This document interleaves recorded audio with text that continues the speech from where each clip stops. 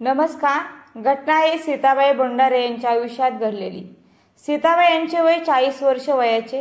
अतिशय साध्या भोळ्या दिसणाऱ्या सीताबाई स्वभावाने देखील तशाच होत्या। सर्वांशी हसत खेळत राहणाऱ्या आणि थट्टा मस्करी करणाऱ्या आणि अतिशय कुटुंब वात्सल्य त्यांचा स्वभाव होता। लहान असो किंवा मोठा व्यक्ती त्याच्याशी प्रेमाने बोलण्याचा सीताबाईंचा स्वभाव होता। त्यामुळे सर्वांशी एवढे चांगले वागून सुद्धा आणि सर्वांशी संपर्क असून सुद्धा सीताबाईंच्या बाबतीत एक वाईट घटना घडली।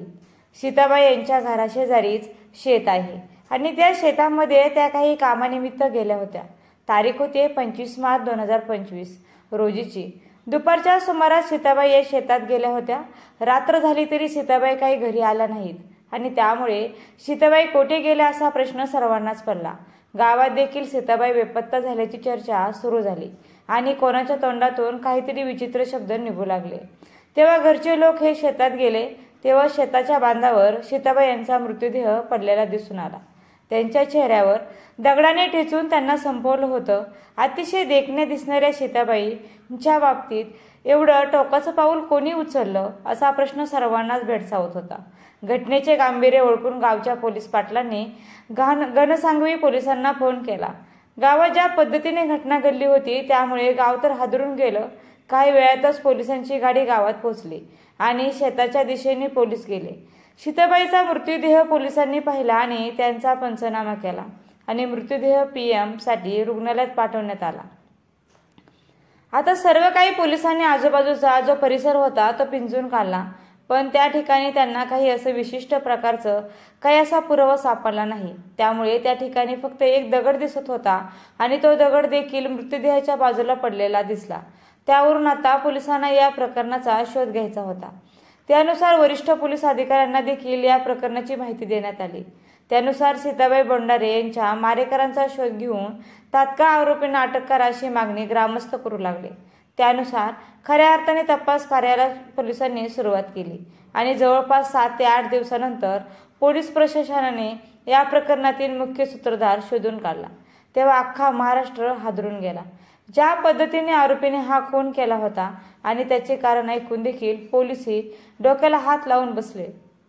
नेमकं सीताबाईंच्या बाबतीत आरोपीने एवढा टोकाचं पाऊल का उचललं ते आपण स्टोरीच्या माध्यमातून जाणून घेणार आहोत।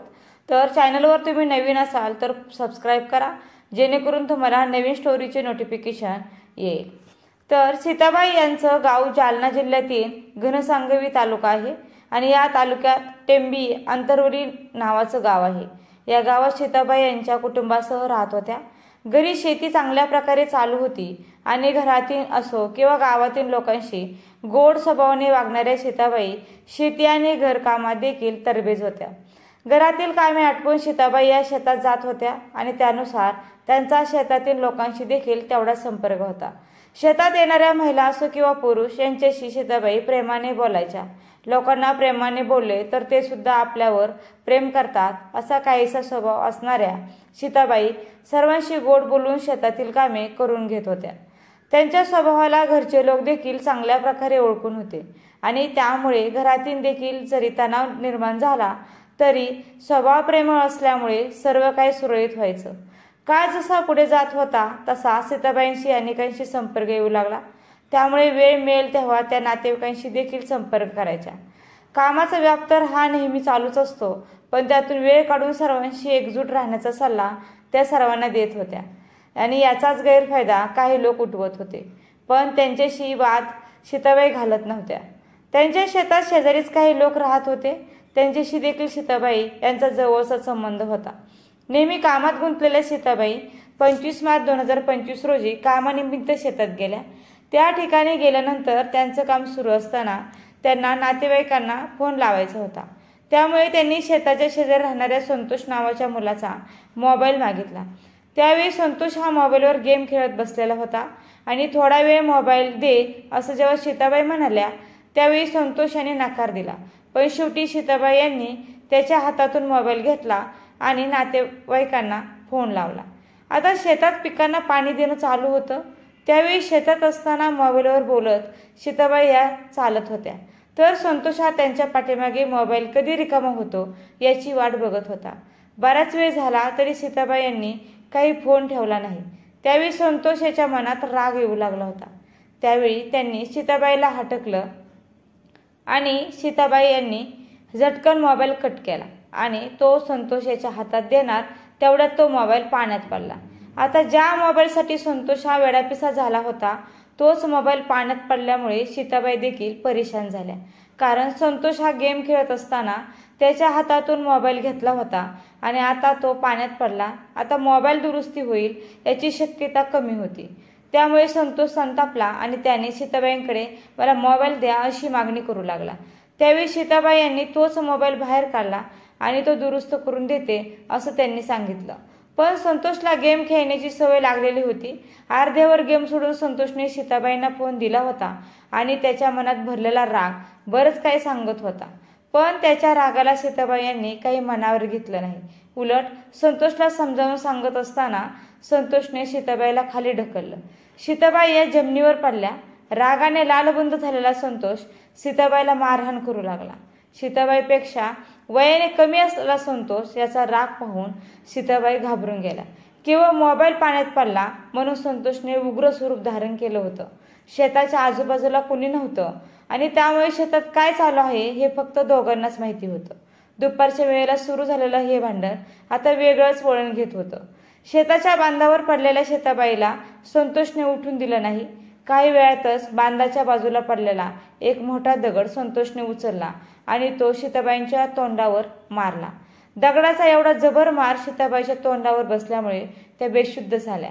भला मोठा दगड तोंडावर डोक्यावर मारल्यामुळे सीताबाईंच्या डोक्यातून रक्त बाहेर येऊ लागलं। त्यावेळेस संतोष हा घाबरून गेला आणि आजूबाजूला कोणीच नाही हे पाहून संतोष घटनास्थळावरून पळून गेला। शेतात गेलेली सीताबाई संध्याकाळी वेळ झाली तरी घरी आली नव्हती। त्यामुळे घरातील लोक सुद्धा चिंता करू लागले आणि सीताबाई ही शेतात गेली आहे हे त्या सर्वांना माहिती होतं। त्यामुळे घरातील काही मंडळी शेतात पोहोचले आणि त्यावेळी सीताबाईचा रक्ताने माखलेला मृतदेह पाहून सर्वांनाच आश्चर्याचा धक्का बसला। काही वेळातच गावातील लोक, पोलीस पाटील हे घटनास्थळी पोहोचले आणि पोलिसांना देखील बोलावून घेतलं।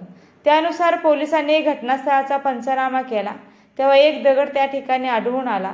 त्यानुसार पोलिसांनी दगडाला लागलेलं रक्त पाहिलं तेव्हा हा खून कोणीतरी गावातील व्यक्तीनेच केला असावा असा निष्कर्ष काढला।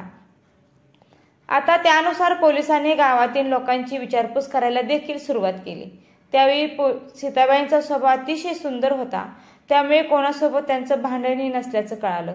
आता मात्र पोलिसांना तपासामध्ये अडचणी येऊ लागल्या होत्या, कारण स्वभाव एवढा चांगला असताना देखील सीताबाईच्या बाबतीत एवढं कुणी गंभीर प्रकारे त्यांना मारलं असा प्रश्न पोलिसांना पडला होता।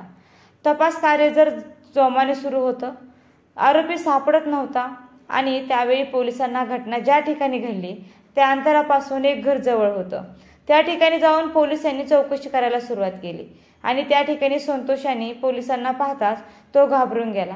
त्यांनी त्यांच्याकडे विचारपूस केली तेव्हा त्याने खुनाची कबुली दिली। पोलिसांनी संतोष याच्याकडे चौकशी केली असता अतिशय किरकोळ कारणावरून संतोषाने सीताबाईचा खून केल्याचं समोर आलं होतं। आता या प्रकरणी घनसांगवी पोलीस ही पुढील तपास करत आहे, परंतु ज्या पद्धतीने सीताबाई यांना मारण्यात आलं त्यामुळे मुले मोबाईलच्या किती आहारी गेले आहेत हेच यावरून लक्षात येतं।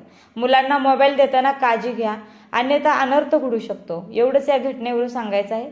तुम्हाला या घटनेबद्दल काय वाटतं ते कमेंटमध्ये नक्की कळवा आणि हा माहितीपूर्ण व्हिडिओ तुम्ही शेवटपर्यंत मनापासून पाहिल्याबद्दल अगदी मनापासून खूप आभारी आहे। धन्यवाद। व्हिडिओ आवडला असेल तर व्हिडिओला लाईक, शेअर आणि चॅनलला सबस्क्राईब करायला मात्र विसरू नका।